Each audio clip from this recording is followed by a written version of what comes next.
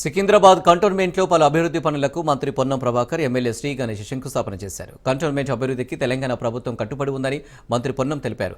నీటి సమస్యతో పాటు ఇతర సమస్యల పరిష్కారం కోసం సీఎం సూచనల మేరకు 5 కోట్ల రూపాయలను కేటాయిస్తున్నట్లు ప్రకటించినట్లు మంత్రి పొన్నం ప్రభాకర్ తెలిపారు.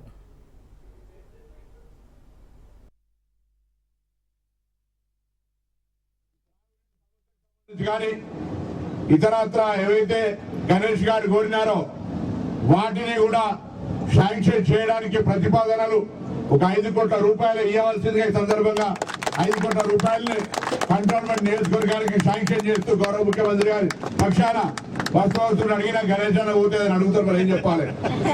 ఒక 5 కోట్ల రూపాయలు అని చెప్పినా దాని తర్వాత మళ్ళీ నా దగ్గరికి వచ్చినప్పుడు నాకు కూడా కొద్దిగా చేయలు ఉన్నారు కదా, మళ్ళీ అని అడిగితే నేను కూడా ఇవ్వాలి కదా, ముందైతే 5 కోట్లు చెప్పన్నారు.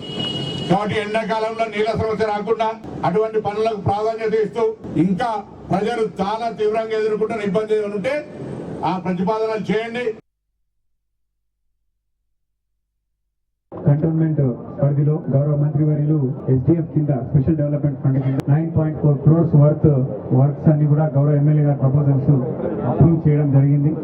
అందులో అతి ముఖ్యమైనటువంటి పనిగా ఈ సీసీ రోడ్ ని చెప్పడం వల్ల 1.15 crores worth of CC road నేటి వల్ల గౌరవ మంత్రి వర్యులు గౌరవ ఎమ్మెల్యే వారి చేతుల మీదుగా నేటి వల్ల మనము శంకుస్థాపన చేస్తా ఉన్నాము.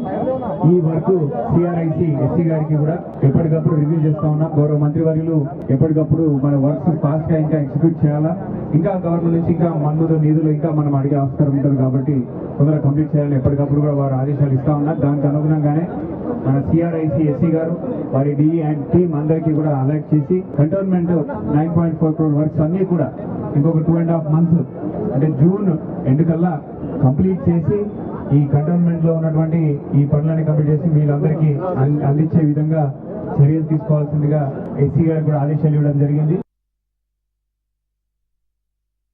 ఏ విధంగా అయితే మనం సెల్ఫ్ హెల్ప్ గ్రూప్స్ తో కూడిన లోన్స్ ఇచ్చి వాళ్ళకు పెద్ద పెద్ద బిజినెస్ చేపిస్తున్నామో అదే మాదిరిగా ఈ రాజీవ్ యువ వికాసం కింద మనం ఎవరికైతే లోన్స్ ఇస్తున్నామో వీళ్ళని కూడా ఒక గ్రూప్స్ గా ఫామ్ చేసి వారికి కూడా ఇస్తే ఇప్పుడు 3-4 లక్షలు 10 లక్షలతో బిజినెస్ ఈ రోజు చేసుకోవడం ఒక పాత్ర అయితే మా వాళ్ళు కూడా మహిళా మండలిని ఎట్లయితే కరోడుపతిని చేయాలని గౌరవ ముఖ్యమంత్రి గారు రాష్ట్ర ప్రభుత్వం ఆశిస్తుందో ఆలోచిస్తుందో అదే మాదిరిగా మా సోదరులు ఎవరైతే నిరుద్యోగంగా ఉన్నారో వాళ్ళు కూడా కరోడుపతి అవడానికి దీన్ని కూడా గ్రూప్స్ గా మార్చి వారికి అవకాశం కల్పించాలని ఇంత నిధులు ఇచ్చి మా కంటోన్మెంట్ కాన్స్టిట్యున్సీని డెవలప్మెంట్ చేయడానికి సహకరిస్తున్న గౌరవ మంత్రి వారికి మరొకసారి హృదయపూర్వకంగా ధన్యవాదాలు తెలుపుకుంటూ అదే మాదిరిగా కలెక్టర్ గారికి కూడా సహకారం ఉండాలి.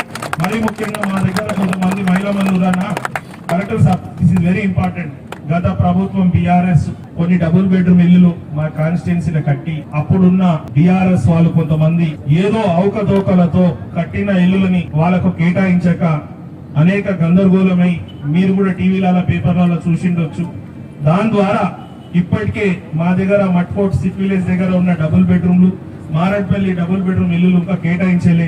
తమరు కొంచెం దృష్టి సారించి కలెక్టర్ గారు కూడా 2-3 సార్లు చెప్పాను, ఆర్డీఓ గారికి ఎంఆర్ఓ గారికి అనేక సార్లు చెప్పాను.